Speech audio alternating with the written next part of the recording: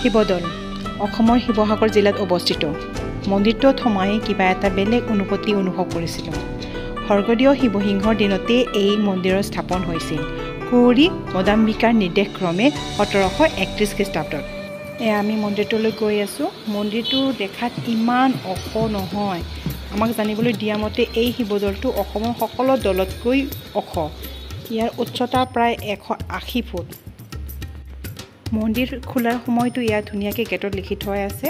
ৰাতিপুৱা 6 বজাৰ পৰা 2 বজালৈ আৰু আবেলি 3 বজাৰ পৰা 8 বজালৈ। ভিতৰত প্ৰৱেশ কৰিয়ে এই কাষতে পানীৰ ব্যৱস্থা কৰি দিয়া আছে, যাক যেনেকৈ দৰকাৰ হয় মানে ব্যৱহাৰ কৰিব পাৰে। আৰু ইয়াত আহি দেখিছোঁ কি ইয়াত বহুত পাৰ চৰাই আছে। এয়া দানা দি থৈছে, কি ধুনীয়াকৈ সিহঁতে খাই আছে। মাহৰ এই ঐতিহাসিক মন্দিৰত শিৱ বাবাক দৰ্শন কৰিব পাই মন আনন্দৰে ভৰি পৰিছে আজি।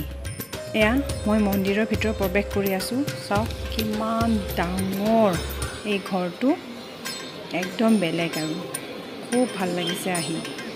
এইপিনে চাওক অলপ আগলৈ, এয়া হৈছে মন্দিৰৰ মেইন দুৱাৰ। মই এতিয়া পূজা কৰিম। আমাৰ পূজা কৰা হৈ গ'ল। যিহেতু মই ভিতৰত কেমেৰা কৰা নাই, আপোনালোকক মই ভিতৰৰ দৃশ্যখিনি দেখাব নোৱাৰিম। এয়া আপোনালোকে বাহিৰত চাওক কিমান ধুনীয়া। এই মন্দিৰটো কৰ্দৈহিৰীয়া, তলৰ পৰা ওপৰলৈকে প্ৰায়বোৰ স্লেপতে ইয়াত বহুত ধুনীয়া ধুনীয়া ভাস্কৰ্য আছে। ফুল, তাৰ ওপৰত ধুনীয়াকৈ ময়ূৰ চৰাই। আৰু এইফালে চাওক, এইফালে কোনোবা ভগৱানৰ ৰূপত, তাৰ ওপৰত আকৌ ফুলৰ ডেক'ৰেশ্যন। মই জনাত সেই সময়ত ঘৰ বনাবৰ কাৰণে চিমেণ্ট বা ৰড আদি ব্যৱহাৰ কৰা হোৱা নাছিলে।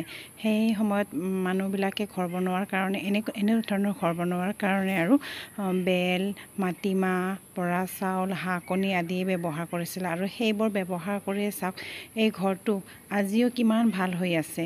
আমাৰ অসমৰ জলবায়ু ক'লেতো আমি বুজিয়ে পাওঁ যে ইয়াত কিমান ৰ'দ, বৰষুণ, পচোৱা আদি থাকে। তথাপিও সেইখিনি ৰ'দ, বৰষুণ, বতাহে কিমানখিনি স্পৰ্শ কৰিব পাৰিছে আপোনালোকে দেখি ভালকৈ বুজিব পাৰিছে যে এতিয়াও কিমান ধুনীয়া হৈ আছে। মন্দিৰটোৰ একেবাৰে ওপৰত চাওকচোন, সেইটো সোণৰ কলচী, প্ৰায় 4-7 ফুটমান হ'ব। ইমান ধুনীয়াকৈ জিলিকি আছে। ইমান ধুনীয়া মন্দিৰ। আৰু 1700 খ্ৰীষ্টাব্দত যে কিমান ধুনীয়া আছিল চাগে, মোৰ কল্পনাৰ বাহিৰত। এতিয়া মই যাব ওলাইছোঁ, কিন্তু শেষলৈকে মই ঘূৰি ঘূৰি চাইছোঁ।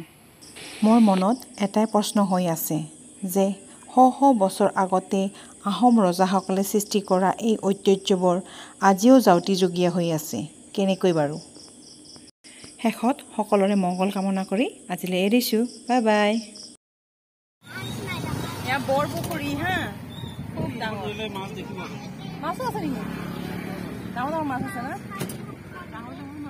ডাঙৰ ডাঙৰ মাছ আছে।